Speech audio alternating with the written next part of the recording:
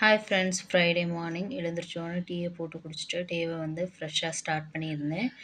இன்றைக்கி ஃப்ரைடேங்கிறதுனால எங்கள் வீட்டில் எப்பயும் சாம்பார் தான் வைப்போம்.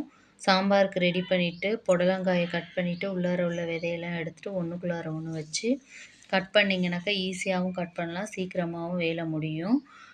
அடுத்து ஒரு பேன் வச்சுட்டு கடுகு உளுந்தரிசி ஜீரகம் ஒரு வத்தல் போட்டு நல்லா பொரிய விட்டுட்டு கட் பண்ணி வச்சுருந்த வெங்காயத்தையும் அதில் ஆட் பண்ணி நல்லா வதக்கிக்கங்க. வதங்கினதுக்கப்புறம் கடலைப்பருப்பு வந்து ஊற வச்சுருந்தேன் 5 மினிட்ஸு. அதையும் போட்டு ஒரு 2 மினிட்ஸ் வேக வச்சுக்கோங்க.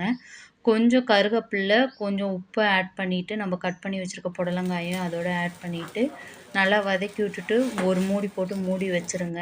5 மினிட்ஸ் வேகட்டும். அதுக்காங்களே சைடு பை சைடாக சாம்பார் வச்சுருந்தேன், அதையும் ரெடி பண்ணிக்கிட்டு இருந்தேன். சாம்பாரில் முருங்கைக்காய், கேரட், சௌசௌ போட்டு வச்சுருந்தேன். அதுவும் முடிஞ்சிருச்சு. புடலங்காய் வெந்ததுக்கப்புறம் தேங்காய் ஆட் பண்ணி இறக்கிட்டேன்.